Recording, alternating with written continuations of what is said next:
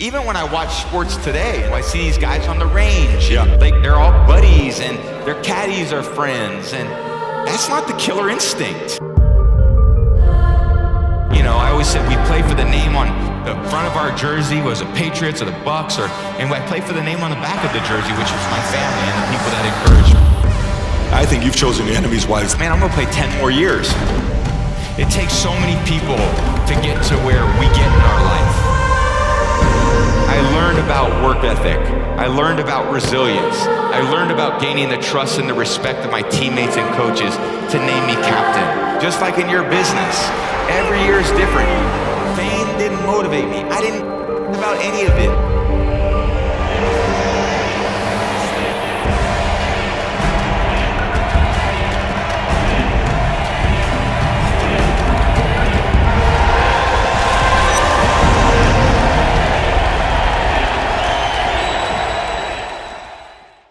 So first of all, I can't wait for you to watch this interview with Tom Brady. By the way, from the moment he walked in, he was in charge, comfortable, respectful, loose, and you'll sense it the moment you watch it. He walked in, Dylan's like, hey, Tom, I want to throw the ball with you. He's like, well, then let's go. They go to the back of the hotel where there's a wide open place at the Diplomat, and they start throwing the ball, and then he's running routes with Dylan, and then he's running routes with my oldest son, Patrick, and then he says, so Dad, you going to run or what? Like he's almost like pushing you, challenging you. You could feel his leadership from the second he got there, and then when he hits the stage, super comfortable, super loose. I even asked him, why are you so comfortable and loose right now? Like, what caused you to be this way? You'll sense that. And then there was a couple things we talked about. I asked him about, winning 7 championships. Was it more important for him to win 7 because having one more than Belichick or one more than Michael? And you'll be the judge of which one mattered most. I give my assumption on which one I thought it was, but his focus, how he drove his people, how different it was with everybody else. All in all, this is by far one of the most unique interviews I've ever done, and timely, the fact that this is after his career being done. So he was a little bit more comfortable to talk versus a Tom Brady that's typically like, well, we had a game today. I take responsibility as a quarterback. We have to come back and watch a tape. That's not the Tom. You're going to see a complete different Tom in this interview with him. So with that being said, here's Tom Brady. Tom Brady, when we pulled up records, there's so many of them. Let me just read some of them here for you. Most games won by a player, 251. Most games played by a non-kicker, 335. Most games started, 333. Division titles. Most career passing yards, 89,214. Most career pass completions, 7,700. Attempts, touchdowns. Most career passing yards with one team. I mean, I can go over, and he's beaten every single team in the NFL, one of only 4 people to do it. It was so wild in our family, everybody was required to watch Man in the Arena, everybody. All my kids that are in the back catching the ball with him, they're enamored by him because they've watched Man in the Arena over and over and over again. My daughter watched it, my wife watched it, Tico watched it, Dylan watched it. We rented out Foxborough Stadium. We brought Ben, his manager, one of his best friends, a couple of the guys that played with him. We're in there watching Man in the Arena again to kind of feel the emotion of what it was like, playing with a guy like this, being a teammate with a guy like this, maybe coaching somebody like this. And, as a guy that's a fan of the sport, I've never played organized sports, okay? I didn't play in high school. I didn't do any of that stuff, but I'm a fan. I'm coming purely from a fan. There are certain players that we have to ask, can anyone ever do this again? So, for example, Will Chamberlain, 100 points. I don't know. Home run, 74 in a season. I don't know. Is somebody going to go out there and do this or beat Gretzky's record or beat that? I don't know if there's going to be another player to play for as long as he did and win 7 Super Bowls and break all the records. That may not happen in our lifetime. Now, we all believe in doing the impossible, but he made it so hard for somebody else to want to replicate. It's almost like he emotionally got everybody else that's behind him trying to catch up to him to say, dude, there's everybody else I can compete with, then there's Tom. Set Tom aside. I'm going to go after this guy. There's no way I'm going to be Tom. So this is a one-of-a-kind type of a person. You'll see the painting at the end when we give him as a gift. There's some special messages in there we'll give him. I consider this guy the GOAT of GOATs. Please stand up and give it up to the one and only Tom Brady. You on my mind a lot. Don't need no time watch. I don't know how I got you in my pocket spot. Yeah, this babe, miss you every day. You like my oxygen. Make it seem like the barging down. Got my heart no barging in. From the brick to the floor to the couch. Might wake the neighbors up. Break you in and break you out. In the Nice to be with you guys. Are we fired up or what? That's a little better. Tom, are you next? Usually when I go into the stadiums, they get all fired up. So this is kind of cool to be with you guys. Thank you very much, Patrick, for allowing me to be here. And this is now kind of my hometown. I've been bounced around to a lot of different places over the years. Grew up in California, went to school in the Midwest, played in Boston for 20 years, and then in Tampa. So I've traveled around a little bit, and I feel like I've gotten to know a lot of people over the years. And obviously I love being in front of groups of people, sharing some of the amazing insights that I've had over a lot of years in competitive sports and teamwork and discipline and success, and probably a lot of things that you guys are looking to achieve in your career. So it's a pleasure to be with you guys. I know, what day is this out of the 4 days that you've? This is the second to the last day. Tomorrow's the last day. Okay, so one last day tomorrow. So hope you guys are doing the work and listening and paying attention. Hopefully I can provide you guys with a couple little nuggets to take with you on your own personal journeys. So, first of all, it's great to have you here. Okay, I know you're humble about it, but we're honored to have you here. Are you always this fired up? Like even back when you were leading everybody back there. Like you're telling me what to do, you're telling Dylan what to. Are you always like that? I think if you roll a football out there, man, I know what to do. I got you. Okay. And your son brought one around the corner, and there's only one thing you know. It's like when you're a kid, I always think you're pretty lucky in life if you learn as a kid to like bounce a ball or dribble a ball, and you don't have to obviously be a professional at it, but some things in life can be pretty simple if you like, bouncing a ball or hitting a ball or kicking a ball. And I think that's very much the way that I was, a lot like, your sons are back there, and everyone finds their own interests. I was so fortunate to find a real love for sports, and it wasn't just, hitting the ball, throwing the ball. It was the camaraderie of teammates. And there's so many things that I've learned over the years being a part of a team setting and being involved in sports and dealing with people and relationships. And yeah, it's about getting the ball in the end zone, but that's the final, step in the process. There's so many other things that lead to the camaraderie and the ability to do that more often than most other teams. So that's really where the work is. Yeah, I was watching you back there. You're telling Dylan, so Dylan, what are you going to do? Let's warm up. You're throwing the ball. Okay, what route are you going to run? Boom, hike, no, step back. That's yards. We got this. Okay, why don't you play defense on him? Hey, Dad, are you going to go? You're putting everybody to work. It was interesting watching you do that, but what was that first moment for you? For these kids, they're going to be 40 years old one day saying, I freaking caught Brady's pass at 9 years old. Yeah. Life-changing for these guys. What was that moment for you when you were a kid? Yeah, that's a little bit about inspiration. And for me, I grew up very fortunate, I grew up in San Mateo, California, which was just south of San Francisco. Yeah, at a time when the San Francisco 49ers were the team in the NFL. And I grew up in a very sports-centric family. I had 3 older sisters who I always say were all better athletes than I ever was. And I was just like their punky brat little brother that would follow them to their softball games at night, to their basketball games, and always cheered them on. And my dad loved sports.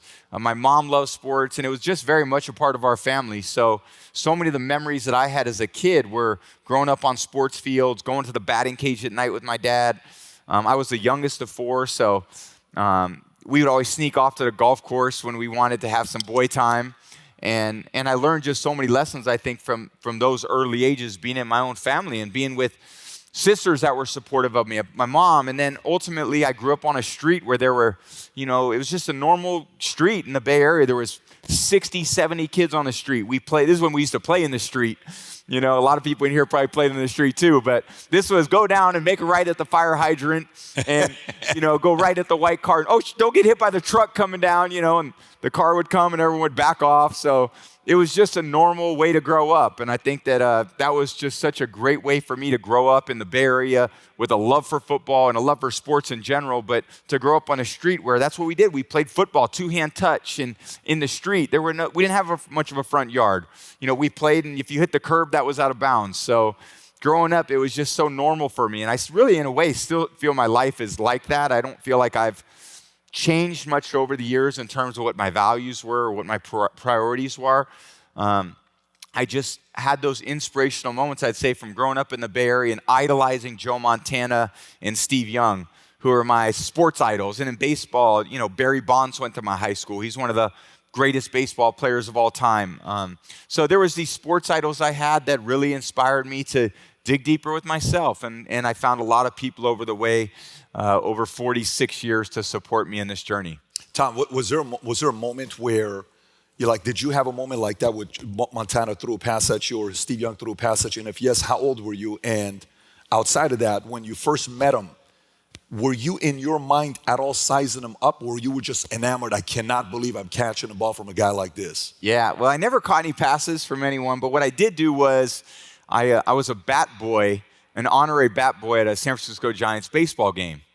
And I was sitting in the dugout, and there was a great left-handed hitter who was one of my favorite players, Will Clark. His name was Will the Thrill. Yep. And he was my, at that time, the Giants, he was my favorite player. And he came out of I was sitting in the dugout, just scared shitless, not saying a word, looking straight ahead. And he came out from the tunnel of the clubhouse and came up, and he was saying something in like a squeaky voice, "Where's my other helmet?" or something like that. And I just sunk back in my seat, and my dad was like, say something. I was like, I'm not saying anything. And then finally I stood up and I said, Mr. Clark, I'm Tom, nice to meet you. And I said, Tommy, this is Tommy, nice to meet you. And he said, nice to have you, kid. And, it was one of those moments where it was kind of really eye-opening for me. And, I had this opportunity when I was young to play. I was actually a pretty good baseball player when I was a kid. And I was just surrounded by all those sports. And I picked a high school where it was it was right down the street from my house, but it was very baseball-type school. And California, where I grew up, it wasn't really focused on football. There wasn't a ton of that.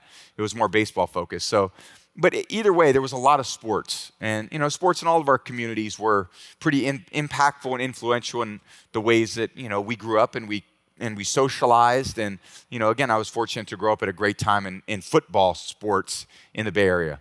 Did you always, if I was in high school with you, 13, 14, 15 years old, did you always have an absolute killer instinct where I'm going to show you, I'm going to prove, wait till you see what I'm going to do. I'm going to kill this guy when we face him.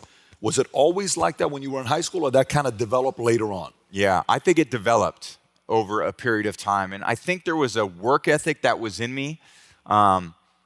I think most people probably know a few things about me, but I was never, I would say, like a prodigy. I wasn't like the kid where you see Tiger Woods swinging on the Johnny Carson show at 2 or 3 years old, and his swing looks as good as it did at 3 years old as it did, as he grew older. Or certain players that had this unbelievable prodigy aspect to themselves.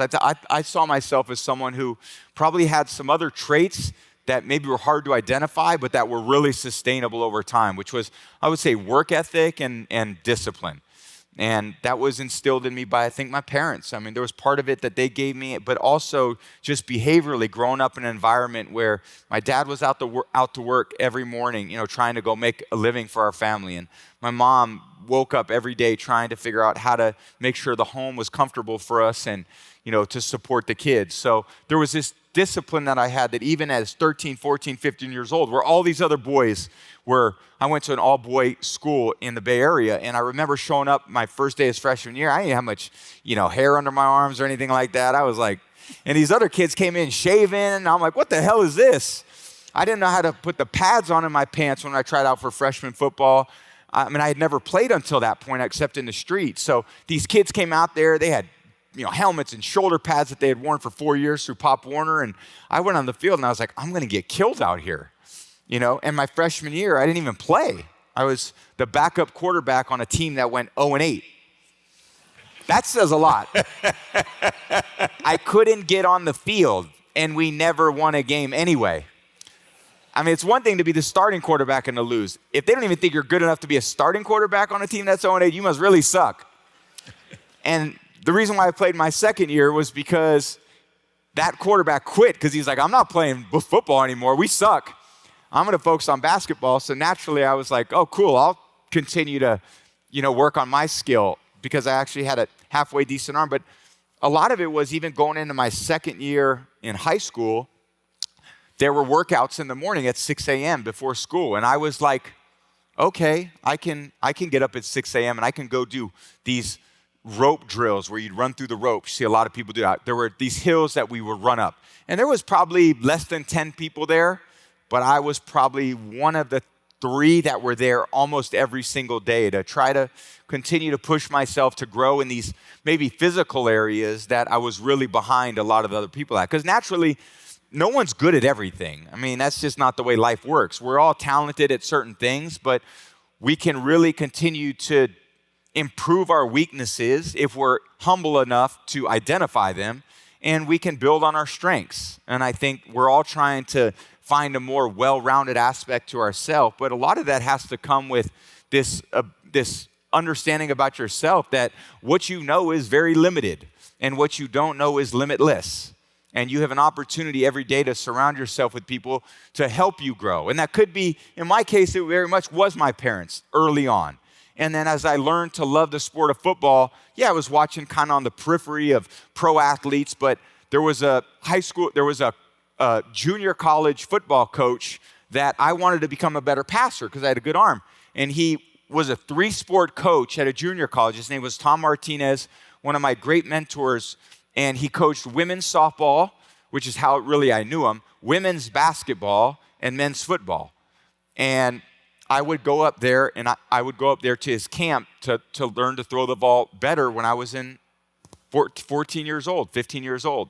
And it just became this, like I said, life was pretty simple when you could kick a ball or throw it. And for me, it was throwing it, and I wanted to throw a ball better. So who better than to find this guy who was probably ahead of his time as a coach, and he taught me how to throw the ball with some good fundamentals. And I really saw that as like, wow, I can go see someone who has more knowledge than me, and I can learn from him, and I can take him back to my school, and everyone's going to go, wow, Tom, you made some improvements. And I think that was a good learning experience for me, even at a young age. So it wasn't the, because there's a couple different ways that it happens, right? Like in business world, you're kind of do the business, you get into real estate, insurance, technology, whatever it is, and then all of a sudden you're like, let me see if I can make money with this thing. Then it's kind of like, oh my God, this is actually great. And then you kind of size yourself up against other people and are like, wow, I think I can actually beat that guy. And who is the guy that does it this way? Let me go to that guy. Oh, wow, I didn't know about this. So kind of like we were telling the story about Hernandez. But when was it? Like, when was it where you said, no, I think I can play against everybody? Because even in college, if you think about the 2 Drews in your life, right? Yeah. You're in Michigan. You got what? Brian Greasy, I believe, right? And then Drew. Go Blue. Yeah. And then you got Drew Henson, who becomes like you, he was also a baseball player too. He ended up, I think, getting drafted by the Yankees, right? Drew Henson. And it was an interesting structure the coach had. 1 quarter, 2 quarters, first half, second half, which is kind of tough to create momentum. I think you guys went 21-5 or 20-5 or something like that with the record you had. And then, but you were like a backup to Drew, and then comes Drew Bledsoe, backup to Drew again, so there's a backup. Are you in your mind saying, where the market, kind of like the movie Seabiscuit, you're just a horse to help the other guy get better. You're not the horse that's supposed to be the number 1 horse. So you always train to kind of be here to build the confidence in the other guy that's going. At what point did you say, these guys have no freaking clue who the hell I am. I'm a number 1 guy. Did that ever click in your mind where you were number 2 saying, I belong being number 1? Well, I think there was naturally a very competitive part of me, and I love that. And can I go back a little bit? Of course. To give you a little context too. So my freshman year in football, I didn't even play. Literally didn't play. Maybe 2 or 3 passes. The coach from the sideline screamed at me one time my freshman year, Brady, you're moving in slow motion. And I was slow as shit. Still am. So going into my second year, like I said, the guy quit ahead of me, so I became the junior varsity quarterback. There were 3 teams in my high school. And I had a coach named Bob Vanal, Perry Carter, Joe Hessian at Sarah High School, and they were there for the football experience. They were having as much fun as the kids were. They didn't see it as varsity football. They were there to embrace the love of the game. And for the kids that weren't good enough to play on varsity, and they really took me under their wing. And we had so much fun that second year. I love my football experience, one of the great years of my entire life. I really started working hard with Tom Martinez to throw the ball better. My third year, I won the starting job in my high school. And I loved the sport so much that I stopped playing basketball and I just played baseball and football. But in the summers, I would go, and my dad, who was very available to me, the greatest mentor, the greatest dad I could ever imagine, was so right there by my side to say, hey, Dad, I want to be a better football player. Great, let's take you to the University of Arizona camp. Let's take you to the Cal Berkeley camp. Let's take you to the Stanford camp. You know, this is when you just sign up, and there's 1,000 other kids, and you're just in a group, and, you know, that's just the way it was. But my dad was there to say, go for it, son. And if there was a blessing in my life that I would say, you know, some of the things I blessed with, hard work, discipline, you know what I was also blessed with? Being very naive. I had no idea how hard it was. But I believed, because I was like, no, like I'm going to get better, and I'm going to be better.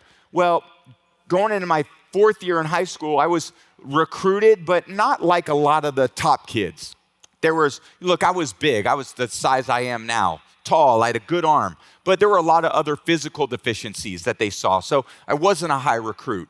So it was a different era where, look, we're in the digital age now. That's not the way things worked back in 1994. We had to make VCR tapes with my dad in his office when I said, Dad, we got to like put together the most clips that I have.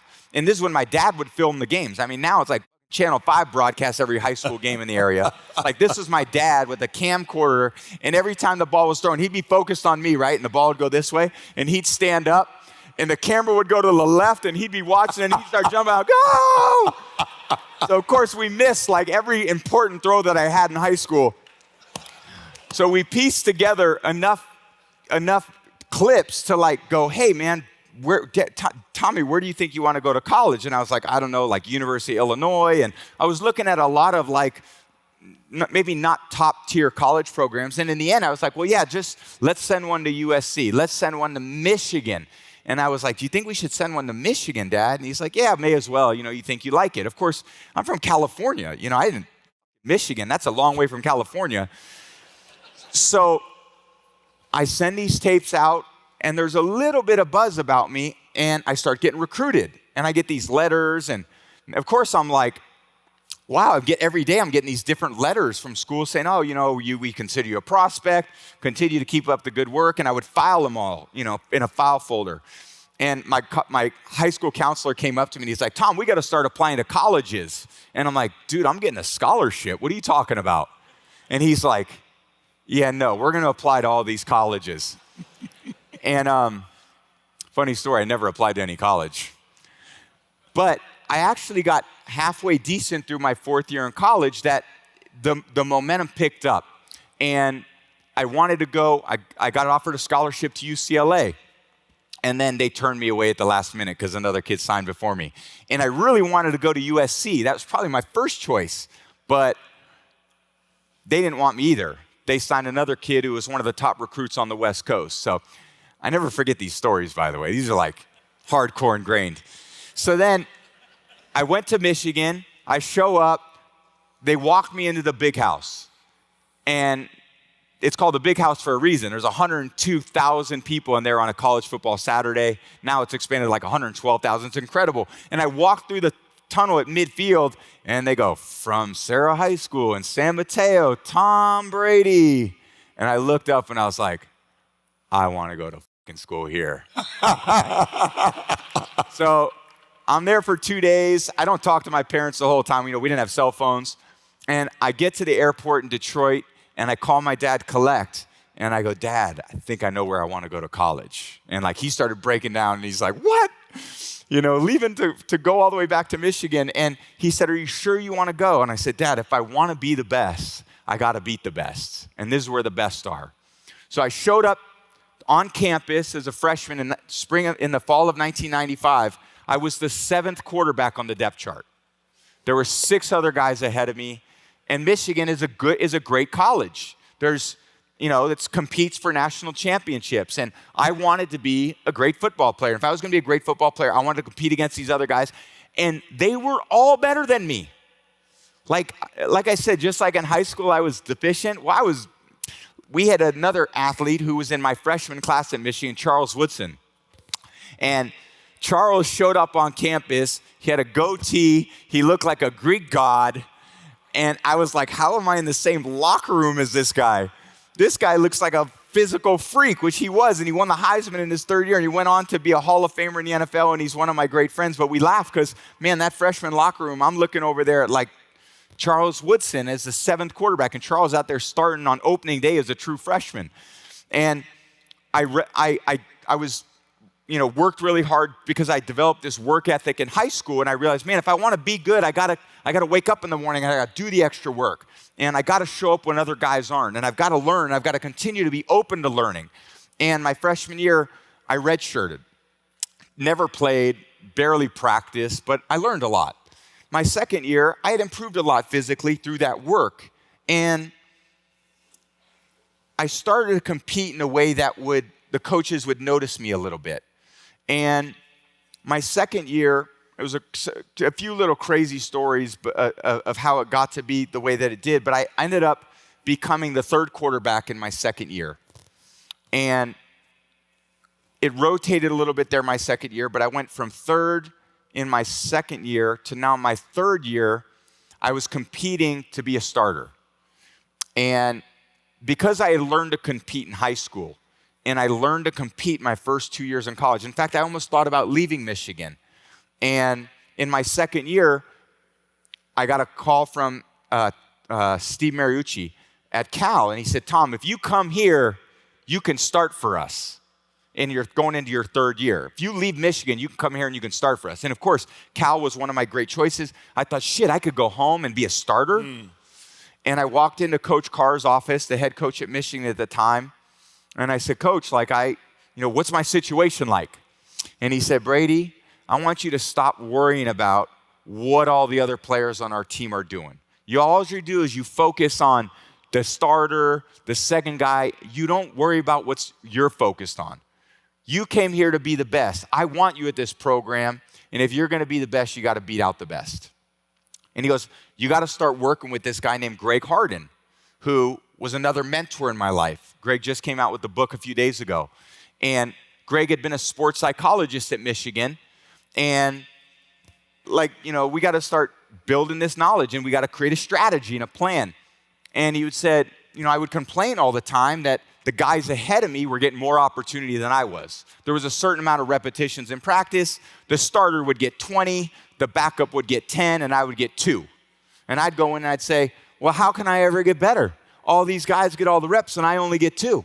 And he said, just go in there and focus with the 2 that you got and make them as perfect as you possibly can. So I said, okay.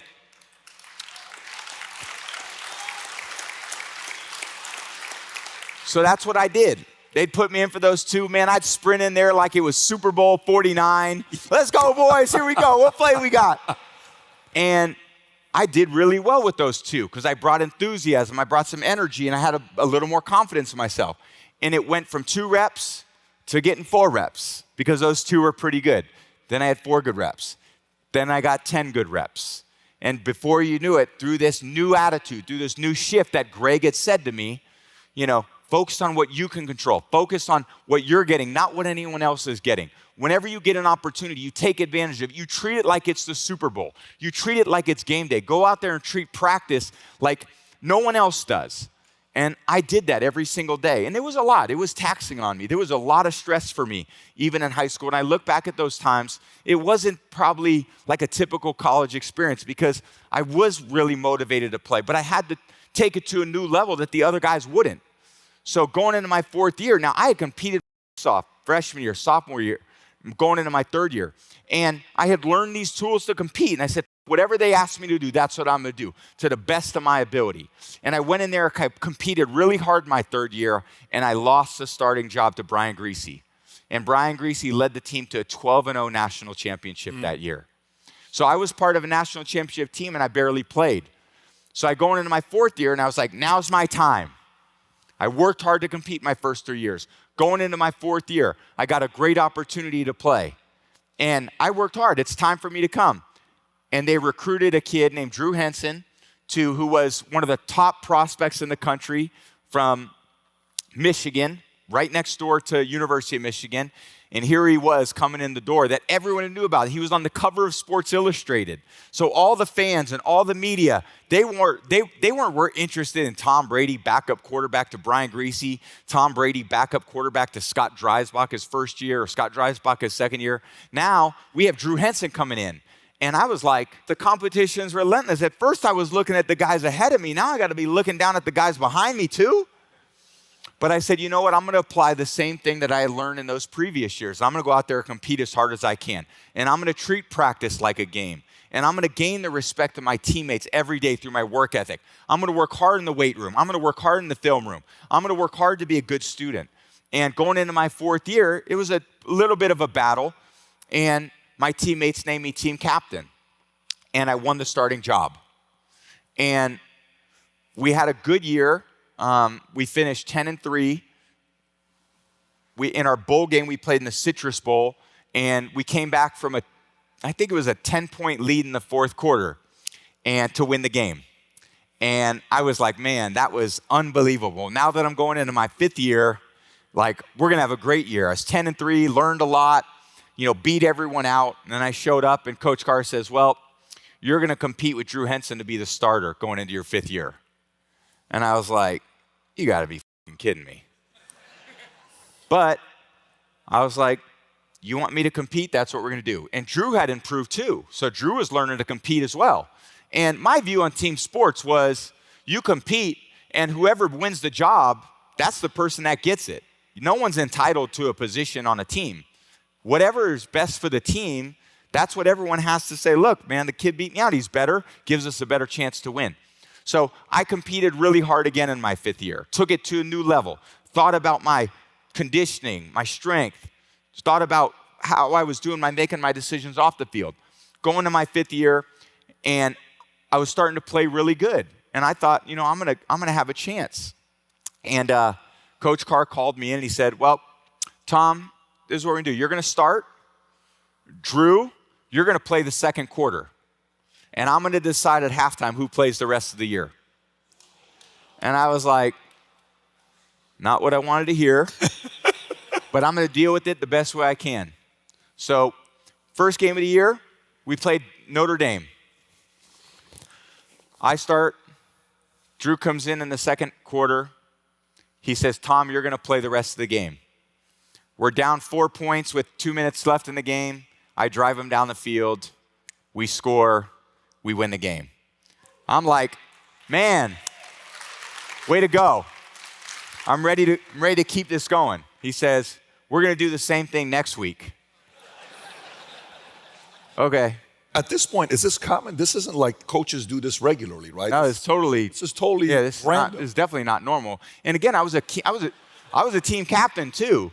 So, I had to do what was right by the team, and I took that. That was like one of the greatest. I always say that was one of the great honors that you could have, was when all your buddies from college and these great athletes, they name you captain because they say, man, you deserve it. We want you to be the leader for us. So I go into the 2nd game of the year, and I start. Drew comes in, and he says, Tom, you're going to play the 3rd and 4th quarter, which I did. And we won pretty handily. It wasn't against a great team. So we played at Syracuse, and I played in the 1st quarter. We didn't score. Drew came in, threw a touchdown pass in the 2nd quarter, came in, and he said, Drew's going to play in the 2nd half. And a 5th-year senior, captain of the team, 10-3, won a bowl game in my 4th year, got off to an undefeated start in my 5th year, and I was like, all right, let me cheer him on. I'm going to cheer him on. And we won the game. I stood up there, and we sang the victors. I sang it louder than I ever sang after a game. Hail to the victors. And I wanted my teammates to know that I had their back, even if it wasn't right for me, or I didn't feel it was right for me.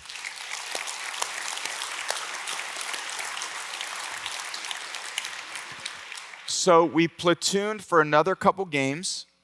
6th game of the year, we're undefeated. We're going to Michigan State. They had undefeated team.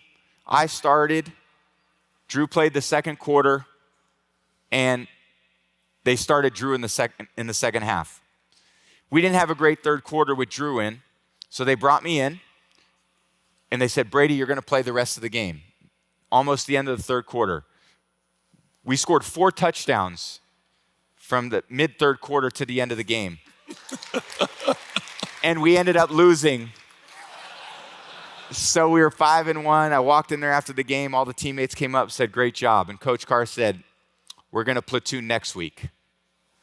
And I was like, wow, we're really in on this platoon thing, huh?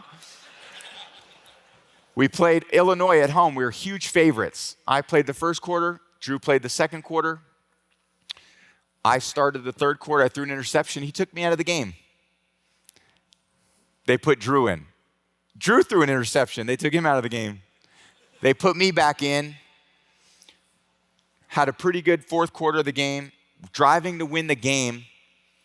Our starting center, we're in field goal position to win. I'm in the shotgun. Snaps the ball 25 yards over my head to knock us out of field goal range. We lose the game to Illinois. And after that, Coach Carr said, the platoon's off.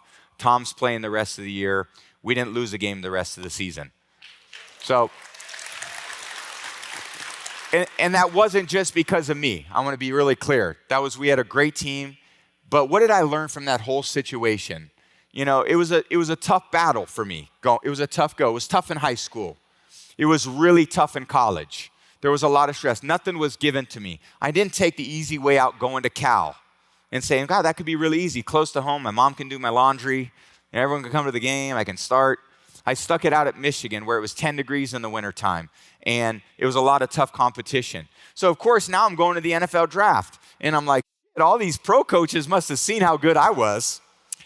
I mean, they watched me at Michigan. We beat Ohio State, my senior year.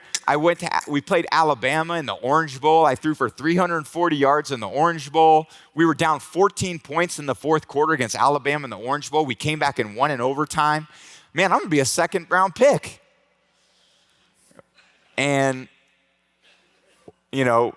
round 1, 2, and here we go. 6th round, pick 199.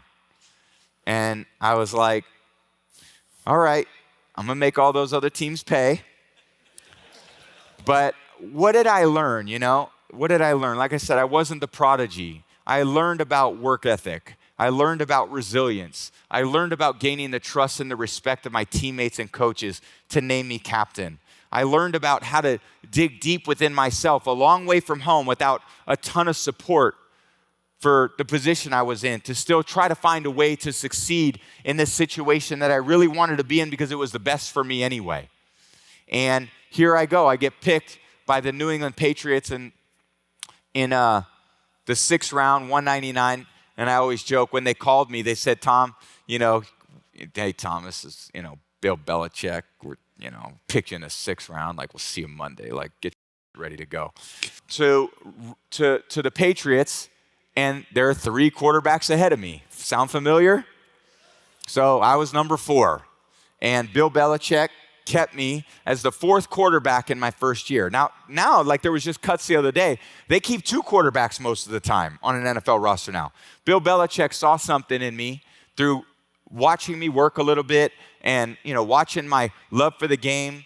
All right, this kid's probably not ready to play, but, I like him. He's kind of tough and, he doesn't look that athletic, but, he throws the ball pretty well and he seems to really enjoy the game. So I'm going to keep him on the roster. And, that's where my pro journey began. So that was a long answer to your question.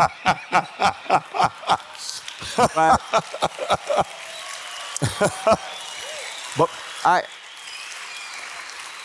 I think if I look at that journey from where I was as a kid to where I was as a 22-year-old, I had my parents that were in my life to support me every step of the way. I had my junior varsity football coaches that were there every step of the way. I had my throwing coach and mentor, Tom Martinez, there every step of the way. I went to Michigan. I had Coach Carr challenge me to say, those who stay will be champions. So I stayed. Greg Harden found a way into my life who said, don't worry about all these things that are out of your control. Focus on what you can do. Focus on the 2 reps you got. I had all my teammates that supported me. I had my sisters that supported me. It takes so many people to get to where we get in our life. Yeah, I was there doing some of the work, but I couldn't have done it if I didn't have them. So when I stand up there, even sitting here today in front of you, I'm just a story like everybody else. It's all just a narrative. You know, you have people in your life that are there to support you, hopefully, that are going to encourage you and challenge you every step of the way, because there's no straight line for anybody. There's not a straight line for me in this path. Kids may sit here and your kids may say, God, oh, Tom Brady, God, he was able to win. I heard you name some great, records that I was very fortunate to be able to have over a 23-year career. All I think about is my parents. I think about my kids. I think about my family. I think about Greg. I think about my best friend and body coach, Alex. I think of the people that I work with every day. So for me, I just am a representation of all these people that have come into my life. And I felt very motivated to, I always said we play for the name on the front of our jersey was the Patriots or the Bucks, and I played for the name on the back of the jersey, which was my family and the people that encouraged me. So that was a great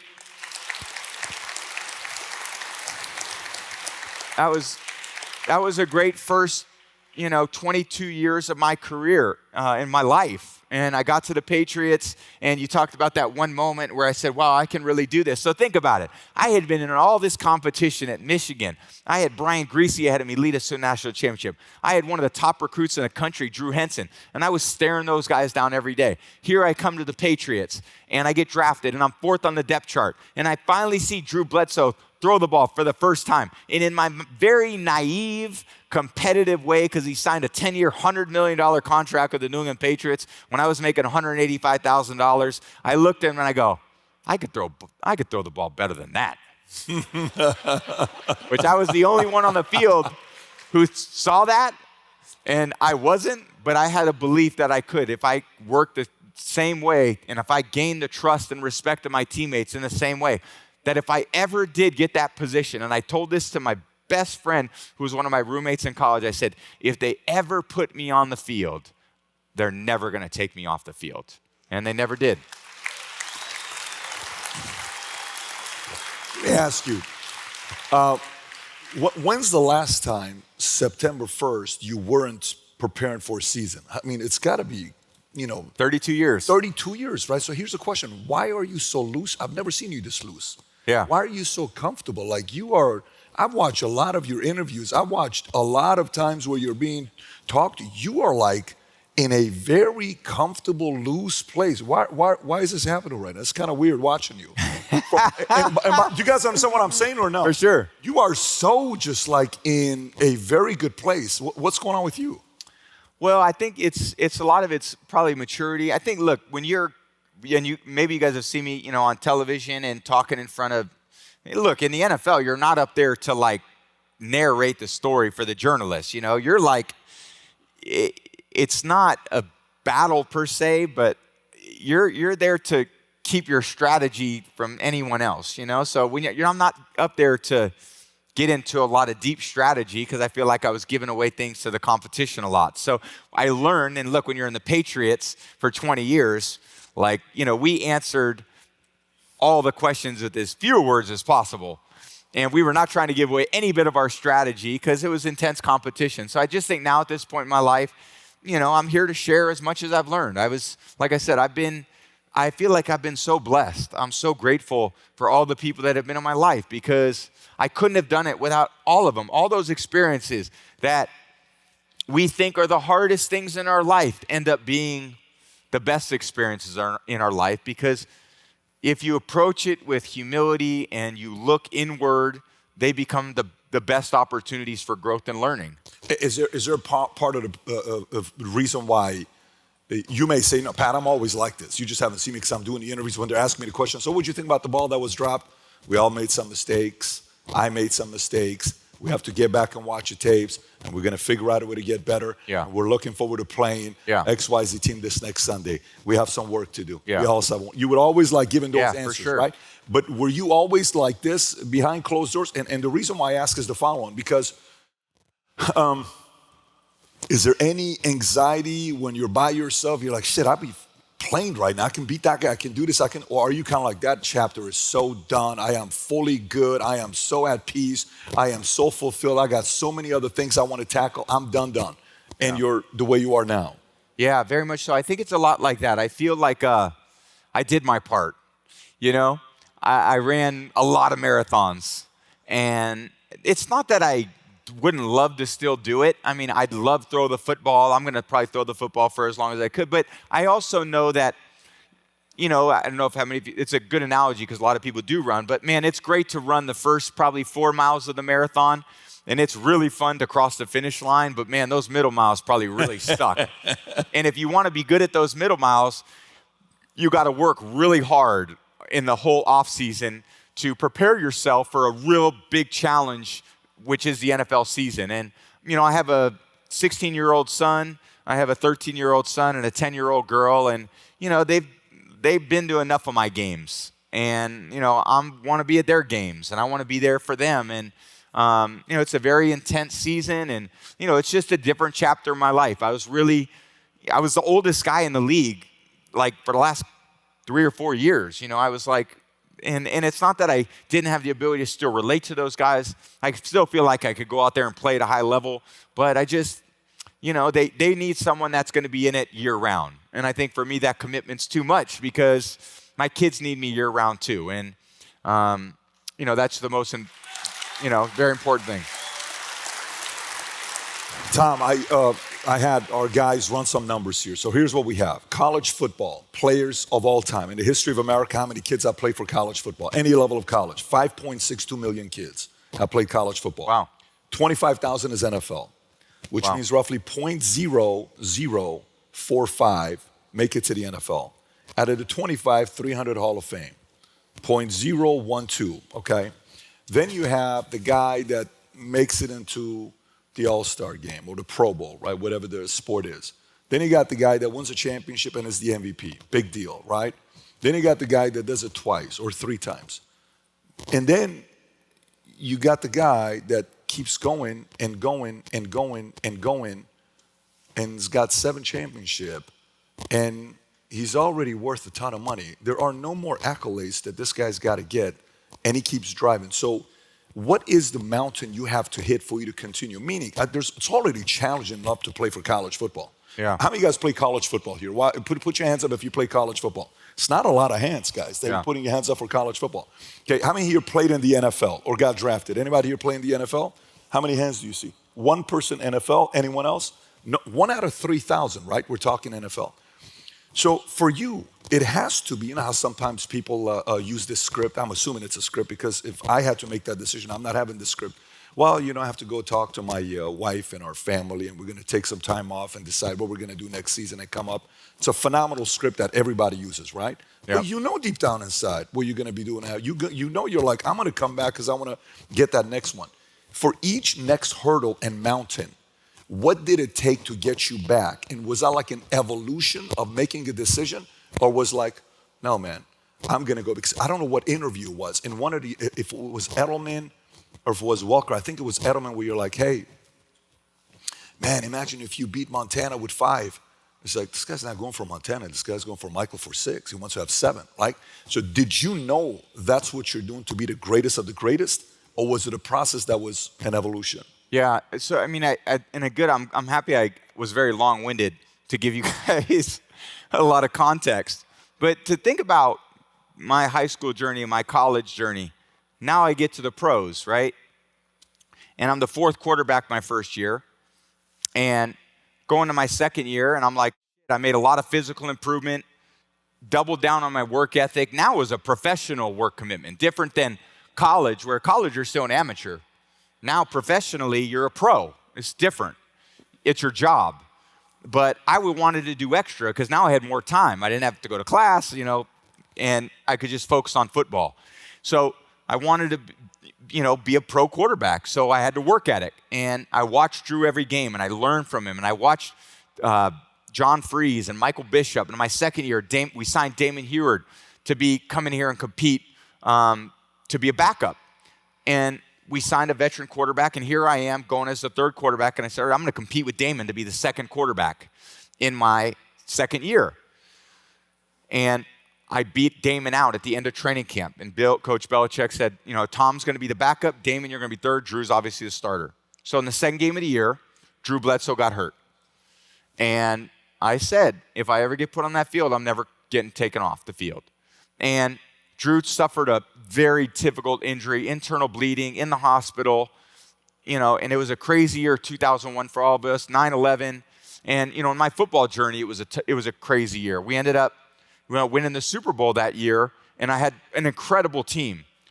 But I learned that, I was so motivated to be the best I could be that I wasn't motivated to be the starter. I wasn't motivated to win the Super Bowl. I just was motivated to give my best, do the best with the opportunity I got, and to never let my teammates down.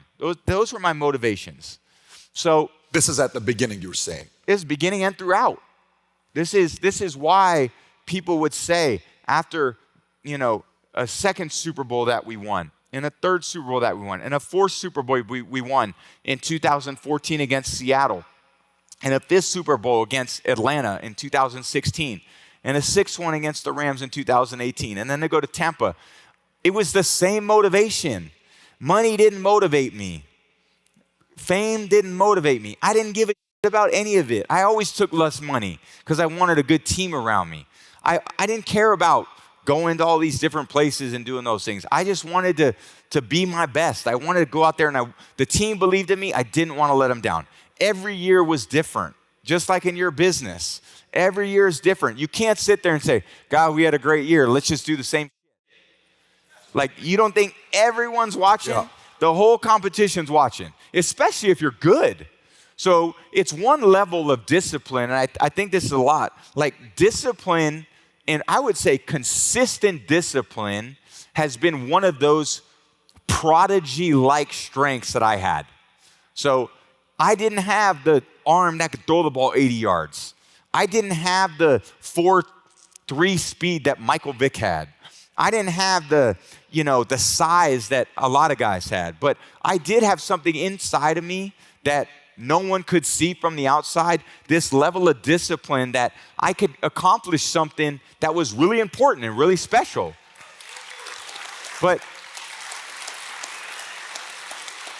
not let it get to my head, and not to think that I've arrived or to think that I'm something different or better than anyone else. I just thought, man, we put our mind to it. We accomplished something incredible as a team. Let's go do that again. Wasn't that unbelievable? And the good part in football is the next year you start right back at the bottom. You don't start as Super Bowl champ. Kansas City Chiefs, they're not the Super Bowl champs this year. They were the Super Bowl champs last year. And nobody could take that away from them. That is theirs forever. They have a banner, they have a ring. It's great, but it doesn't mean anything for this year. And that's the challenge of sports. That's the challenge we all face. That's the level of discipline. I became very disciplined with my body through this guy who I met along the way. His name's Alex Guerrero for the last 21 years, my best friend, body coach, mentor, everything. I owe so much of my success to him. And we just learned how to treat my body a certain way so that I could optimize my physical performance. I could do things outside of the box because I needed my body to feel good. It was my asset.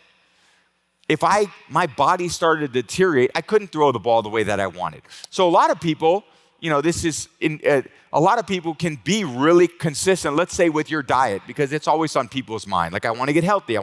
Most people could say, man, I want to eat healthy for one day, or I want to exercise for one day, or I want to be more hydrated for one day. Well, can you do it for a week? Well, that's more discipline, right? Can you do it for a month? That's more discipline.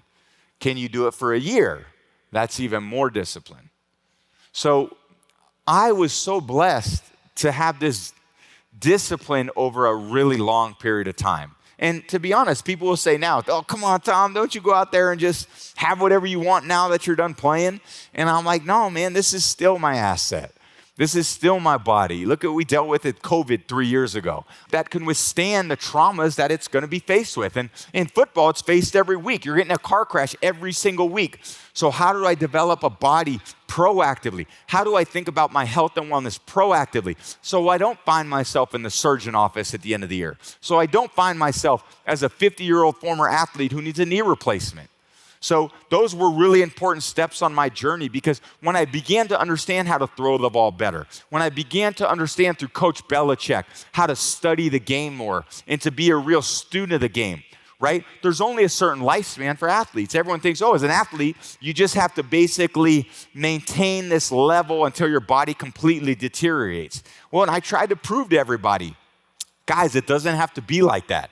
You just got to make good choices every day, as good as possible. And I still get people that go, how did you do it? And I'm like, I wrote a freaking book. I literally wrote a book. Buy the book. I mean, not to buy it from me, but buy it because it's good knowledge. Like go out there. I'm trying to give you answers to the test. This is a lot of athletes want to maximize their potential, maximize their opportunity. You guys want to maximize the potential and opportunity you have in your business. Well, that's a lot. That's a lot of consistent discipline. It doesn't mean that you can have one good month. It means that you got to do a lot more right than wrong. It means you got to make a lot more good choices than bad choices. It means you have to be more disciplined than not disciplined. It means you have to surround your people with very smart people, not people that are going to help you think less. You got to challenge yourself, not challenge yourself less. So we're all faced with those decisions every day, and you get the opportunity, just like I had the opportunity, to choose. What do you want? What are your goals? What are your priorities? What do you guys want to achieve? You guys are sitting here as entrepreneurs, CEOs, leaders, running business, running families. What's the choice you get to make every day to wake up and say, all right, this is where I'm going to focus my time and energy? How disciplined are you to maintain that routine over a period of time? And I think that will determine your level of success. Fantastic, Tom. But the question I ask is, why do it? Meaning, is it a vision you're solving for?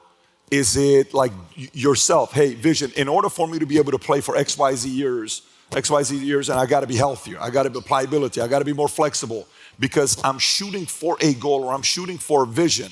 Or it's just, I got to be ready for this year. I have a hard time believing that it's just for 1 year. Was there a vision for you to say, if I'm going to be the best of all time, I'm going to need to make sure I take care of my health, I take care of your mind, I minimize the amount of distractions? Were you solving for a vision, or was it just one season at a time? It was one season at a time, and I'll say this. I never once in my life ever said I wanted to be the best of all time. Ever. I wanted to be the best I could be, period. That's all I wanted. I learned that in college. It didn't matter what the other guys were doing. It didn't. Powerful. It mattered what I was doing. Powerful. I had to look in the mirror every night. I had for different reasons, last year was a hard year for me, one of the hardest in my life, and I printed out the man in the glass. The big poster, and I put it on my mirror in the bathroom, and I looked at it every single day.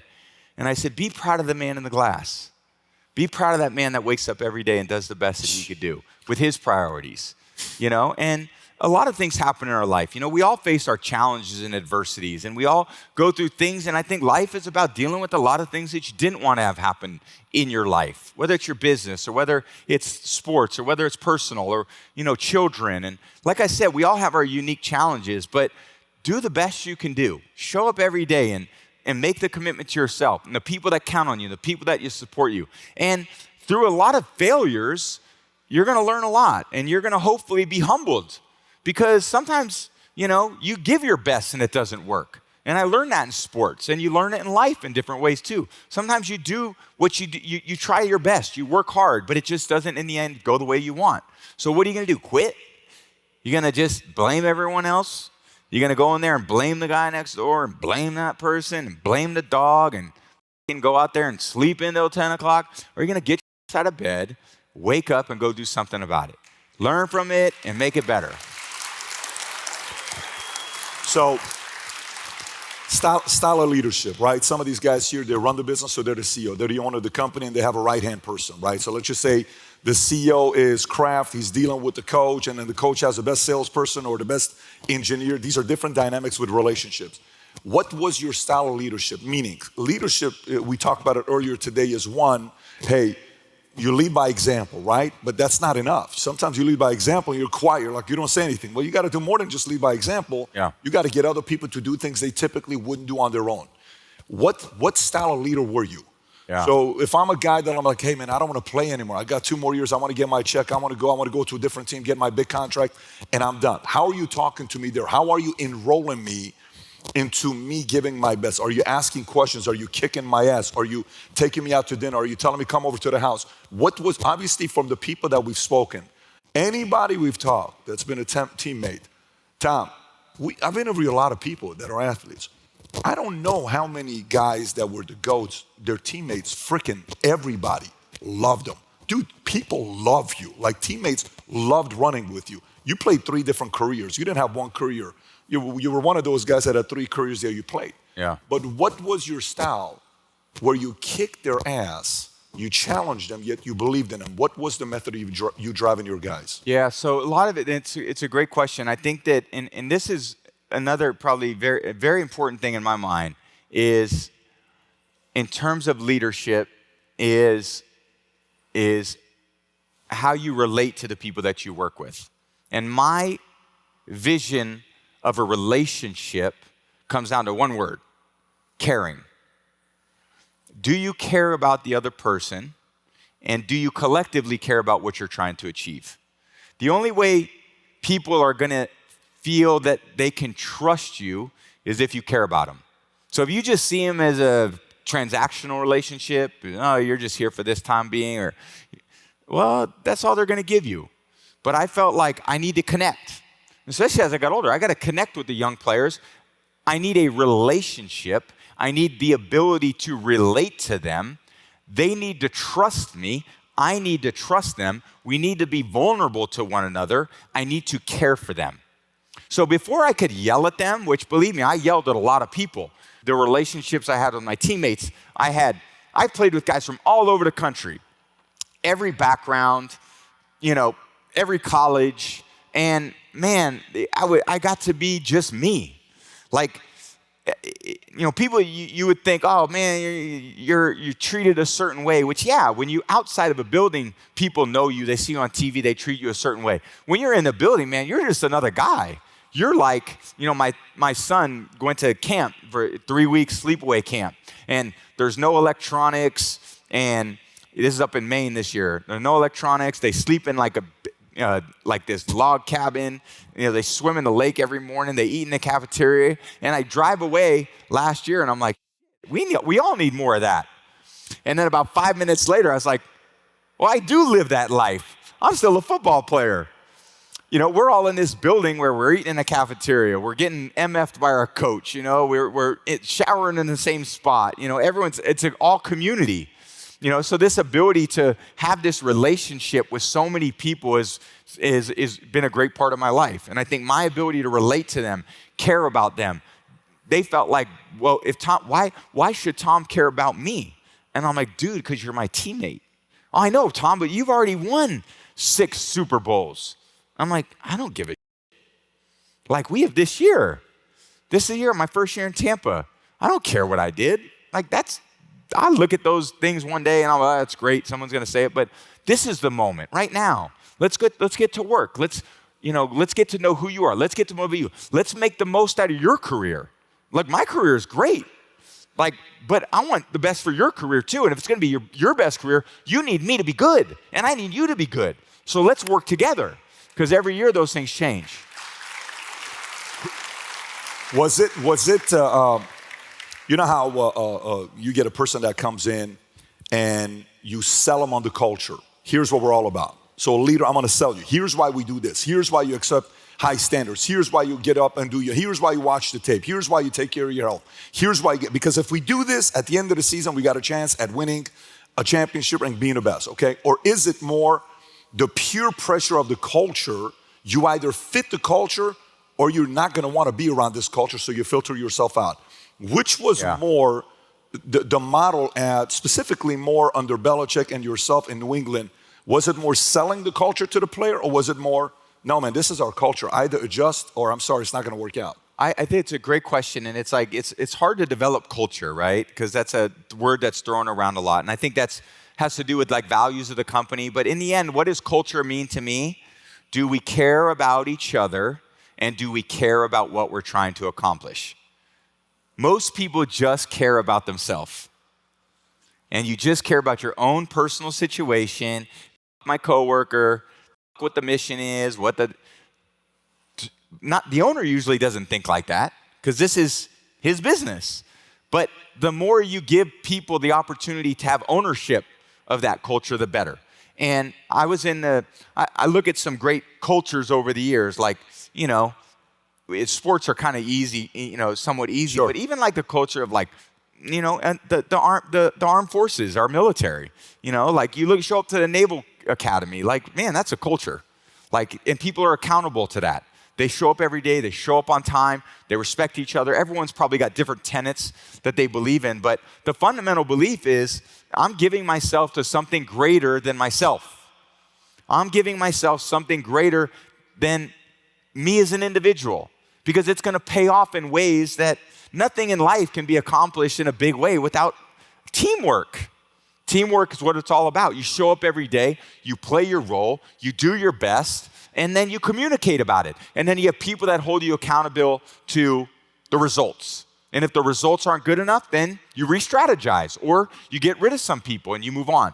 So I think what we are fortunate enough to develop over an early period of time in New England was a culture of a lot of teammates that may not have been the best like myself, but we cared a lot.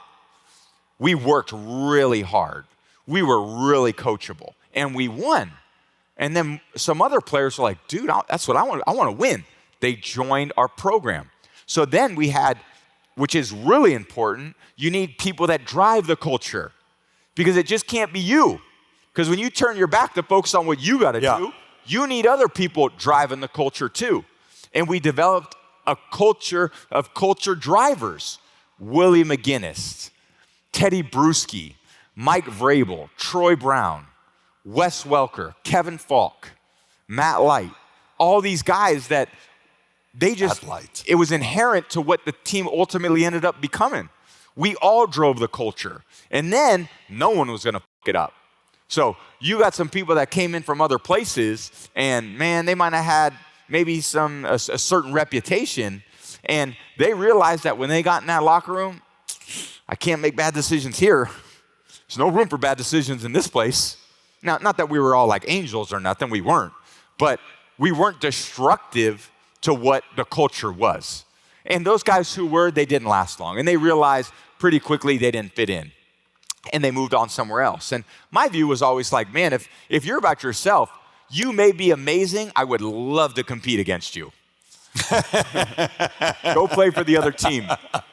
Because when you're around a bunch of selfish people, and I've been around those, guys that you win the game and they're pissed off because they didn't get the ball as much as they wanted. And you're like, there's one ball. I'm trying my best. I'm trying to do what's best for the team. Like, there's a lot of other good players here. Some days it's going to be your week. Other days it's not. But what are we in this for? We in here to pad your statistics, whether that's because we all get accolades for those, and we have people that want to see us succeed. But in my view, the team's success was always most important. And I think the great reward in my life is not the record that you would read off before I came on stage. What you said was your teammates loved you. That's the greatest reward I could ever have. I'm telling you, when we had the guys there when we had the guys there at Foxborough, and for me, sometimes, if you want to learn about me, ask the people that work with me. You're going to learn more. If I want to learn about you, of course, I can do an interview with you, and you'll give the answers you'll give, and you're maybe not wanting to offend anybody, so you kind of now at a different phase of your life. But if I talk to your teammates, they're going to be like, no, man, listen, here's how he was, here's this. Everybody talked very highly of you. But let's stay on this. So, driver for you, what drove you more? Because you just said something. If you're selfish, hey, man, congratulations on you being great. I cannot wait to compete against you, right? Straight up to your face. Okay. What drove you more? Did words of what other people said about you in the paper, media drive you, kind of like Ted Williams was driven by that? Did, hey, Tom Brady is done, Max Kellerman, every freaking season, now he's done. Is it more Peyton Manning's the better quarterback between the two? And it's just going to Joe Montana just yesterday said, well, the greatest quarterback of all time is Dan Marino. We all know that. It's not me. It's not Joe. It's Tom. Okay. Did that drive you? Is it more, the people who left you, they're like, hey, man, it's great. It's been a great run, but I'm going to go play with XYZ team. I'm going to go play with XYZ. You think that guy's a better teammate to go? Or is it people from other sports that they're like, hey, man, the greatest of all time, the GOAT. Listen, everybody says he's the MJ, he's the Jordan of this, he's the Jordan of this. And why are they saying he's the Jordan? Why don't they say he's the Brady of this? He's the Brady. I want to change. And I don't know if you're going to be, fully comfortable to serve, because some of these guys are your relationship, your friends. Which one drove you the most behind closed doors? I think that the point is like the attachment of someone else's thoughts about me they did 1%. And here I was a little bit older, but I was still pretty decent as a player. And I was like, all right, free agency's coming. And I called my agent and I was like, all right, what's the deal? Like, what are we thinking? He went off a list of teams, right? And there was probably like 7 or 8 teams. And in my mind, I'm like, 7 or 8 teams? Like, there should be like 20 teams. Like, you're telling me there's like that many better quarterbacks than me? And obviously the situations fit certain ways, but it came down to like there was a couple teams that like you can be motivated by more than 1%. But I'm saying you could be motivated by a newspaper article, sure, or a talk show debate, or by people saying Peyton Manning's better. You. But at the end of the day, I don't think that motivates you every day. I just don't. I don't think you wake up every day super motivated to go read the newspaper. I think you wake up every day and hopefully you can look at yourself and say, did I give it my best? Was that my best? Did I give it everything I could? Did the people around me get as much as I could? And if the answer is no, that's okay. Like, that's okay. Like, but just at least you know it. But don't think that that you're going to have a lot of success if all you do is care about yourself. You don't work that hard. No one's that accountable. Look, I was on a team that was last year in Tampa. It was tough. When I see a defense sack the quarterback and every D lineman runs up to the guy who sacks the quarterback and they do a group celebration, I go, oh, shit, I don't want to play against those guys. Yep. But then I see one guy sack the quarterback and he's got his 9th celebration and, and none of his teammates celebrate with him. I'm like, well, he's in it for himself. That's not going to go well over a period of time. So these are just things you guys can see now, with just a little awareness. Like, who are the dangerous companies? Who are the dangerous, teams and competition that you guys are facing? When you guys succeed, is it all about that person? Is it about the team success? I always felt like the quarterback's job is when it doesn't go well, you take the blame. When it goes well, you give the credit. That's what great leaders do. That's how it should be in all those sports. By the way, Sam, Kelly, Mario, can one of you guys find my phone and bring it to me? I don't have the time, so I don't know what time it is. One of you guys can find my phone. Tom, question, have you watched the movie The Last Dance? Have you watched the documentary Last Dance? Loved it. So a couple questions for you. One, the moment with Isaiah and Jordan, okay? And I see you as a guy that you kind of, maybe you watch the competition and everybody else compete. I've seen your shot, your turnaround shot. You got a good game as well. You're an athlete. You're a guy that kind of follows along with what's going on everywhere. The moment of Isaiah not shaking his hand when they lost, and they walk off, Bill Lambier, and Michael's like, you kidding me? I lost to you last year, humiliated. I came and shook all your hands one by one, and I said, hey, go win the championship. I go in the gym, come back, train, we beat you. You don't want to even give me that respect? No problem. And Michael was a grudge guy. Yeah. Okay? And then dream team, boom, doesn't let him get back on the team. And, well, it was never Michael. It was never this. Okay? Well, it was Michael, let's just say. And then come to the celebration that happened last year or a few months ago where all the top 75 NBA players are there. And there's this one scene that's gone viral on TikTok. And I don't know if you know which one. I haven't seen it, no. There's one scene that's gone viral. It's freaking hilarious. Yeah. Where you see Magic is there shaking hands with Isaiah and Michael standing behind Magic. Okay. And Magic's like, yeah, all this stuff. And then Isaiah walks off and you see Michael comes and he whispers something in Magic's ear. And this is within seconds after he talks to Isaiah. And they are both laughing so hard, right? Now, a couple trolls added additional sound to say what would have been said. I'm going to show you afterwards. It's unbelievably funny. Yeah. Did you in your career ever have an Isaiah Thomas? I could hold a grudge as good as any of them out there, actually. That was good aspects of I would say the motivation. Like, it's very different. Like, I didn't have any friends on the other teams. I didn't, and I think it's a little different day and age. Interesting. Yeah, I didn't. Even ex-teammates that left? Well, yeah, to a degree, but okay. I mean, my friends were the guys that were in the battle with me. So sick. It's very different in today's age, which I actually think is a little, you've got to create a lot of different emotion to heighten your sense of awareness and focus. Like, for me, anger was good. Anger was good because it was motivating. The more I could create an enemy, the more I wanted to go out and kill those guys. Now, I knew I wasn't going to kill them physically, but man, if I could just, what did they say? And what did they look like? And did they disrespect me at all? And did that asshole say something? Like, those are little things that can get me right in the emotional frame of mind that when I ran on the field and I said, let's fucking go. It was really, let's go kick some ass. That's what we were doing. So there wasn't a lot of smiley faces with me out there. There wasn't a lot of smiley faces with Michael Jordan. There weren't a lot of smiley faces with Kobe Bryant. There weren't a lot of smiley faces with Tiger Woods, right? Tiger wasn't trying to be friends with anybody. Tiger had no friends. Tiger's friends were guys that he knew he could kick their butt. Those were Tiger's friends. And they were very happy to have their butts kicked by Tiger Woods to be his friend. So Tiger had him right where he wanted him. And I think for me, like, even when I watch sports today and I see, like, golf's a good example. I see these guys on the range. Yeah. Like, they're all buddies and their caddies are friends. And I'm like, that's not the killer instinct.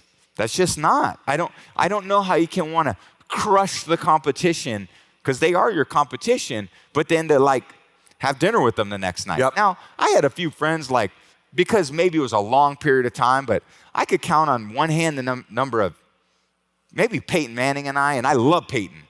Maybe I've had dinner with him twice in 23 years. And it's not because I don't love him. I really do. Twice in 20 years. Probably. 23 years. And, our competition was always like, I looked up to him so much. I admired Peyton Manning. Like, I loved his game. I loved everything he did. But that guy, if we wanted to get where we wanted to go, we had to get through them. So I had to create something different in my mind. He couldn't be my friend.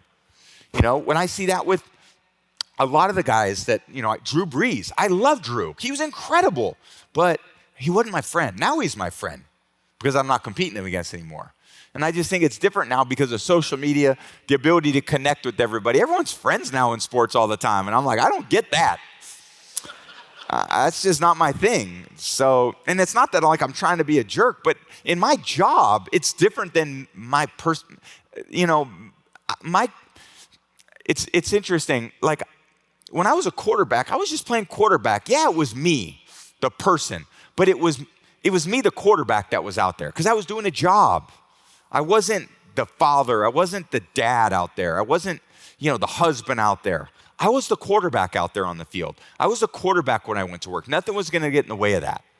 And then when I stepped off the field, great, I'm back to who I am. I had to draw on a part of me that was emotional, aggressive, angry, decisive, sick, irrational, all those things. And then when I came back into life, okay, well, calm down, So, but I would say a lot of the guys that I looked up to approached it the same way. I don't think Jack Nicklaus was trying to be friends with anybody. I don't think Joe Montana was trying to be friends with anybody. I don't think Muhammad Ali or Mike Tyson were trying to be friends with anybody. I think they were going out there on a mission. And if there was someone in their way, they had to crush them. Question, let me follow up. So you said Peyton Manning. To me, Peyton Manning is a competitor. It's like Michael Clyde, Michael Barkley, Michael, it's like a Magic, fine. But, it was like, no. The whole game in the Olympics, whatever game it was, where Michael and Magic, Magic and Bird team up to play that video that's about 40 minutes and 30 seconds. And you see, he says, listen, I'm the guy. There's a new chief in town, right? And it was like, listen, Larry says, Magic, relax. We're not at this guy's level. He's better than us, right? I'm not talking about competition. I'm talking about who disrespected you, because Isaiah disrespected Michael. Yeah. Did anybody disrespect you that you said, it's done? I would say there were I can't think of any competitors off the top of my head. Coaches. Like, I like the guys that would and I remember a few instances. Like, you guys remember Ndamukong Suh? Of course. Okay. And he ended up being a teammate, thank God. Because Ndamukong was one of the biggest, fastest, most explosive athletes the league has ever seen. And the Dolphins signed him to like a $20 million a year contract, highest paid defender in history, and they were in a division, so we see him twice a year. And he had a reputation that, he was played to the echo of the whistle. And I would always try to butter the D linemen up, because I didn't want them, trying to hit me any harder than they already were trying to hit me. Like, they get paid a lot more the more they kick my ass, which that's good incentive for them. So every opportunity I could get, I would try to be like, you're a great player, man. Like, stay out of my backfield.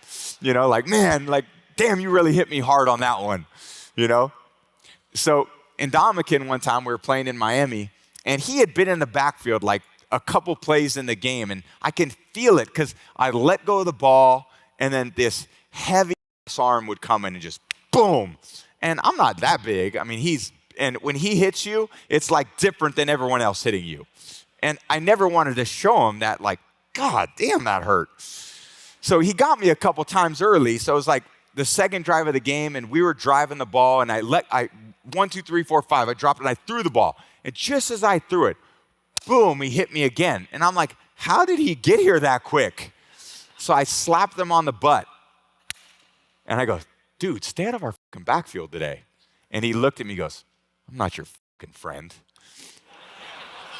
And I was like, I respect that. I respect that. I never said another word to him.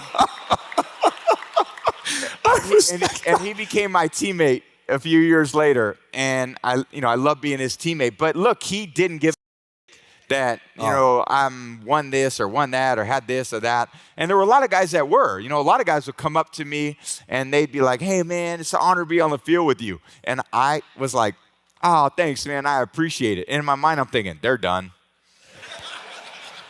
Here we go. It's going to be easy. Today's going to be easy. So, Tom, I have to ask this question from you. So, 6 championships, okay? You got 6 rings. So, from a fan's perspective, and we've had this debate with friends, just to kind of see which one it is. What drove you more? Was it to get one more than Belichick or one more than Michael? It was neither. I promise you.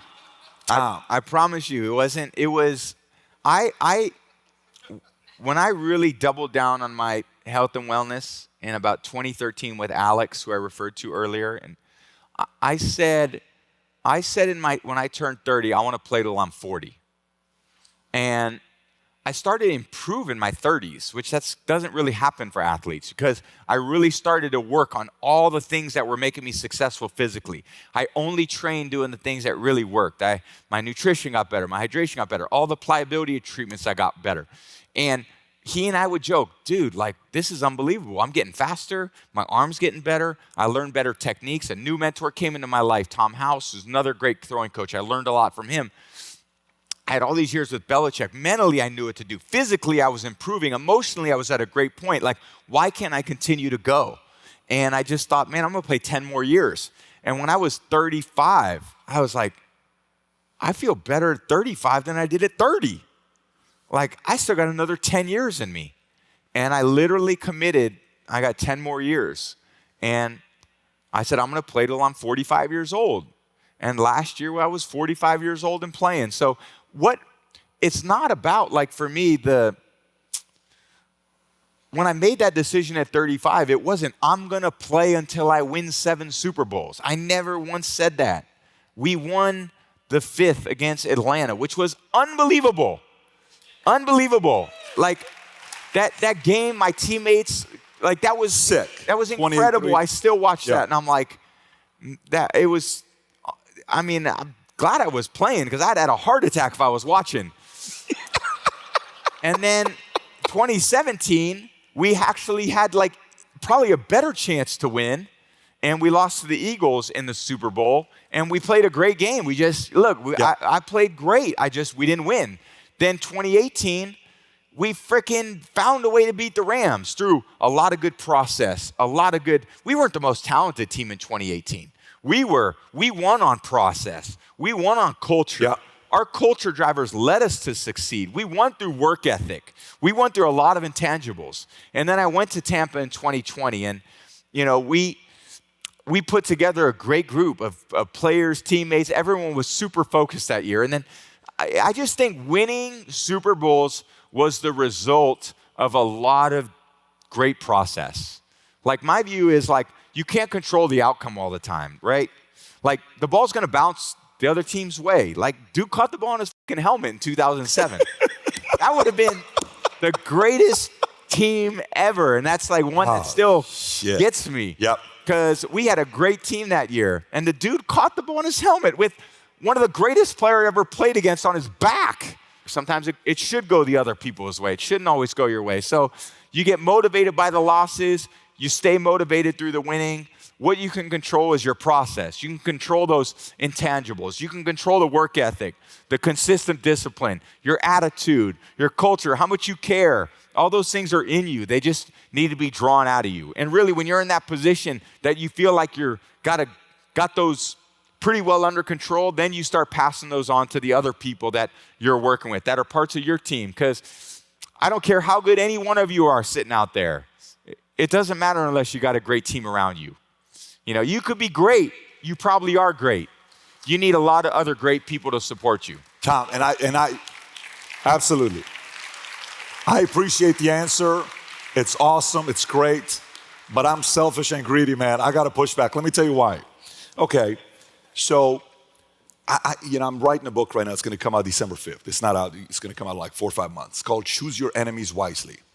I think you've chosen your enemies wisely, because I think for me, I'm driven by enemies. I can't even describe it to you. Like, I have a list of all the quotes, everything they said, what they looked at. I mean, names are for me to know what I'm driving at this point in my life. And then you graduate enemies, and then you say good things about them, and you go find new ones. And then boom, new ones. Boom, new ones, right? Okay. So let's say that's really the reason. Let's buy into them. We're going to be skeptical as fans, and we'll have our beers and talk and say, I don't agree, I agree, we'll do our part, right? Because you're the guy, we're on the other side. I don't know. If you're going to do that, then you would have stayed with the team, and you would have wrapped it up there. Robert Kraft is willing to give you a one-day contract. I think he said it this year, May 23rd, to come back, Patriots. I want to do the ceremony, which frickin' is going to be sick. Of course, whether he's joking or whatever, it's just being playful about it. But, he loves you the way he looks at you. He's got so much love for you. But you come back and you get your 7th. Just like you said, maybe 1% of media drove you. Which one of the two drove you more? Even if it's by 1% or 0.5%, isn't having one more than Michael or Belichick? I gotta ask you, bro, you're killing me. Even if it's 0.5%, one of the two. I would rather have won than lost. And I'd rather have 7 than 6. I get it. But if Coach Belichick was to win a Super Bowl this year, I don't think it takes anything away from me. I think it only adds to how great he is. Like, I have a great appreciation for him, because without him, I'm not sitting here today. So, he wasn't my competition. He was my competition when I played against him that one game, and we won. But he wasn't, I genuinely root for them. I really do. I think every once in a while, and maybe you guys have seen little snippets of me that I do have a little grudge from time to time. And I think that's totally fine. I think emotion, maximizing and optimizing our potential is physical, mental, and emotional. I believe that. Physically, I was able to. Mentally, emotionally, there's little triggers absolutely all the time. Some opponent says something in check. They really didn't want me in high school. Check. Oh, I was a 6th-round pick. Check. All those little things add up. But the man in the glass, that's the one that motivated me. He's the guy I was accountable to. Nothing that anyone did took away from me. The only person that could take away from me is me. So can I give you my interpretation of that answer? Please. Okay. By the way, and this is my I speak sign language, right? So I'm trying to kind of read in between the lines. The way I take it is, it felt good beating them straight up, the one game that you played. But in my mind, based on what you just said, having one more than Michael is more important than having one more than Belichick. That's how I process what you just said. Is that fair? Is that fair? Can I live with that? Can you? I love Michael Jordan as literally. There's no athlete I love more than Michael Jordan. So Michael's like, if there's your kids, and that I don't know how they feel about me. I think today they love made a you. positive They impact. love you. They love you. Michael Jordan was everyone wanted to be like Mike. So even when I see Mike today, I'm still like, that's Michael Jordan right there, And I just think he's the coolest guy, and I loved his determination. I love, I see what Messi's doing here in Miami, unbelievable. I see Cristiano Ronaldo. I admire athletes as much as anybody else. Especially the guys that I really, it's there's some guys that are athletes. And when I see some of those guys, those are the guys that I love. I went to a preseason game the other day, and I saw Steve Smith. He was the receiver for Baltimore and Carolina. And I fucking love Steve Smith. Yeah. Because he wanted to kill the defensive backs. 89, right? Was 89. Yeah. And he was a little dude, but played with the biggest heart. And I would have loved to play with Steve Smith and Julian Edelman. And, these guys, there's a lot of guys that are prima donnas, They were the prodigies. It just came easy for them. Yeah. I don't think it came easy for Michael Jordan, as great as he was. LeBron's been through a lot. It's tough for LeBron. And he's unbelievable. So I love Steph Curry. These are the guys that I look up to, and I love. They inspire me, in the same way. So I'm looking to be inspired too. Just like you guys are looking to be inspired, Respect. I'm looking to be inspired too. And I draw on a lot of people that are teaching me different things too. So I came and speak because of you. So I came here because I love what you're doing with people. I love how you're trying to impact the world in a positive way. Thank you. Thank you, Tom. Appreciate you. So, means a lot. Thank you. But I got a gift for you. We put almost 1,000 hours into this gift, okay? Based on some of your answers, I think you're gonna love this gift. I don't know what kind of reaction I wanna get from you. You have no idea how much I've been thinking about it all night, saying, I hope this guy falls in love with this gift as much as I freaking love this gift to give to you. But before we give the gift, I do wanna go through, we ordered these supplements for everybody. These are their protein bars. Everybody should have one of these on their, on there. We got 3,000 of these for you. So, few things. So for you, when it comes down to your health, if we can talk about TB12 so everybody knows and they can go to the website, we'll put that in the video as well. So a few things. One, you sleep at 8:30. 2, bio-ceramic sleepwear, right? Recovery pajamas, okay? No tomatoes, no strawberries, no eggplant. Flotation therapy, 2 gallons of water a day. Breakfast, 36 ounces of protein, 80% vegan, 20% organic meat. If you eat chocolate, is a square of chocolate, and it's a specific kind of chocolate, right? It's a cacao or something like that. Dark chocolate. Yeah, the dark chocolate that you eat. Man, how much was this and this the reason why you were able to play as long as that you did? Yeah, hugely important. It's everyone, like I said, I was trying to treat my body like a Ferrari, like an F1 car. You just can't put little crappy tires on there and figure out how much gas you got. I always wanted a lot of gas in the tank, especially as I got older, because it got challenging for us. We're not young. We don't, have the same, biology in our 40s or 30s that we did in our teens and our 20s. So I had to really lock in on my routine over a period of time. And I think that a lot of that didn't happen overnight. I started with my body coach, Alex, and started taking some just nutritional supplements. And then when I got good at that, I started doing a lot of pliability work, making sure that all my muscles were long and unrestricted. Then I started to go, okay, well, the only way to improve our treatments through long and unrestricted movements with my muscles is to hydrate them. Do you want your muscles to look like beef jerky, or do you want your muscles to look like beef tenderloin?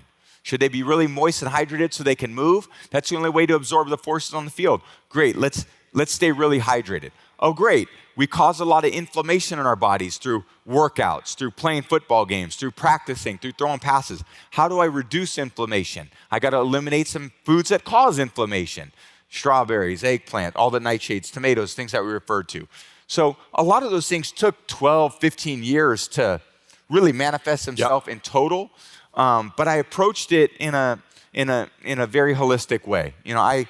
It wasn't like, hey, I do all these things at one time. It was, let's just start slow, and then work over time to improve, this process of my body and what I needed to do in order for it to go out there every day and compete with guys that were half my age. So all those things that you did were just little routines that built up. And like anything, the routine I had in high school, that worked for me. So I wanted to improve it in college. I wasn't going to go, oh, I made it. Now I'm actually a starter. Let's go back to sleeping into 9 o'clock, not studying my film, eating like crap, not caring about my teammates. No, it was like, let's do more of that.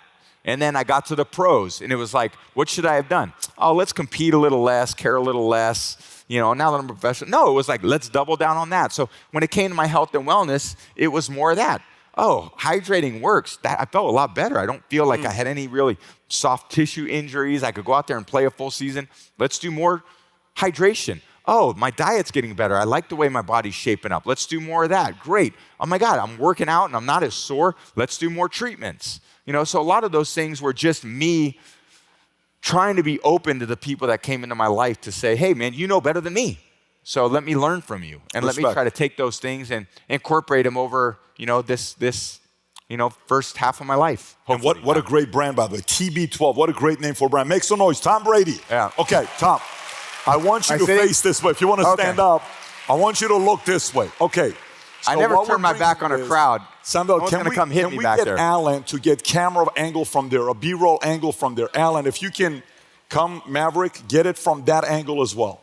That angle. I don't want you to look yet, Tom. I don't want you to I can't fit that in my car on the way home. You know that. We're going to deliver this to you. So I want to, okay, so we sat there and we said, I wanted to put a painting together, and we made a list of all the things that I think moves you. Memories, family, moments you've had, all of those things in one painting. I went and called my friend Brent Hill, who's done a painting for me. He's done a painting for Mark Cuban. And then we started working on this. Wow. And it was phase 1, phase 2, phase 3, phase 4, phase 5. No, we got to fix it. We got to do this. We got to do that. Constantly going back and forth, back and forth, back and forth until we finally got this. So if you don't mind coming, don't take it off yet, because I want him to see you and all of it come. I want to see the audience react first, then you see it. If you don't mind looking this way first. Okay. Okay, go ahead. Take it down. If I get start crying, I'm going to take it down. Take it. You cannot put it all down. Go for it. Put it all down. Yeah. Go for it before I tell Tom to come then. Okay, hang on. Okay, Tom, I want you to look at this. Can I look? Yes. Tell me if you like this. Oh, man. So, can I explain?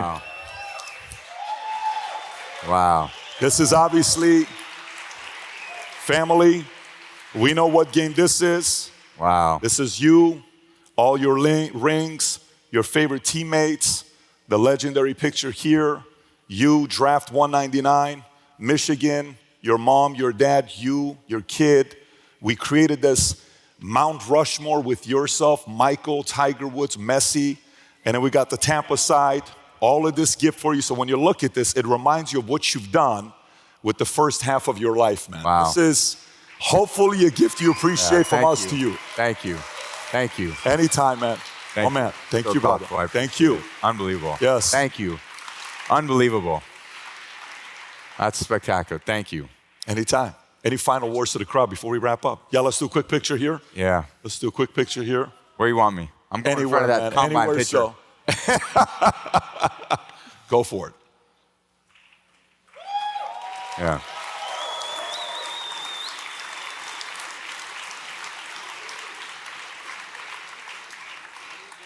Tom, any final thoughts? Any Yeah, final I would thoughts just before we say, wrap up? obviously, it's a pleasure to be here with you guys today. And I think for me, it's always, you know, I still think of myself as a kid growing up in the Bay Area, like on Portola Drive, and to have you guys come out and obviously be a part of this event with Patrick. It's an honor for me to be here, and I'm happy that I could share a few things with you guys that can inspire you guys to dig a little bit deeper, to learn a few things that you could take back with you in your everyday life to try to maximize your potential and take advantage of the opportunities that you get. And we're not victims of this life. You know, we wake up every day with choices to make, and you get a choice every day.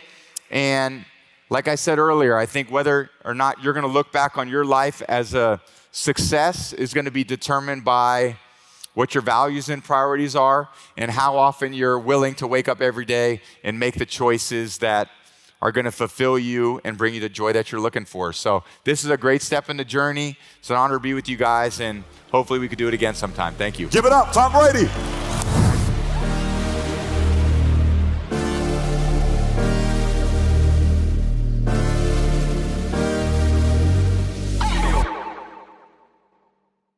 So I'm curious, now you've seen the whole thing, what do you think was more important to get the 7th ring? Was it more, I can do one on my own, or was it more about Jordan being the GOAT of GOATs? I want to hear your thoughts, but you know, a lot of times I get asked questions about how you prepare for interviews like this. Number one, it makes it very easy when you're very interested in the person you're sitting down with. I am very interested in the guy we just sat down, which is Tom Brady. My entire family had to read Man in the Arena and write a paper on it. My 10-year-old and my 8-year-old son at the time, they're now 11 and 9. We rented out Foxborough to go out there and take 96 of our sales executives and watch Man in the Arena for 2 days and bring out a couple of Tom's teammates and his manager for them to ask him as much questions. And then during the break, they're eating food and they're on Foxborough watching the stadium, just mentally, emotionally getting to that place. But, you know, if you think about preparing for these interviews, if you're asking that question, the way I prepare for these interviews is I like facts, I like history, I like watching a bunch of content, which I watch a lot of different things on him. Then I like things I'm interested in, angles, topics. Our research team does a phenomenal job. Back in the days when I was doing interviews, we didn't have a research team, so I was the research person, but you can fire in a lot of different ways to do it. So it was a great experience sitting down with them. I hope you enjoyed it as much as I did. I will say a lot of times people want to ask me questions to say, Pat, how do you do this? How do you do that? We launched an app recently called Connect, and the whole purpose of this app, Connect, is many times you'll DM a lot of different people and they don't respond. And the reason why they don't respond is because they got 1,000 DMs. They can't just respond to everybody, but you want to get an answer back. So what if there was a platform where you could pay to get a response back for a DM with a video or a FaceTime call with the individual? That's exactly why we launched the app Connect. Do you have a minute to connect? Let's connect. So whether you want to connect with me and ask me a question about the Tom Brady interview or any other expert that's on Connect, click on a link below to download the app and start connecting now.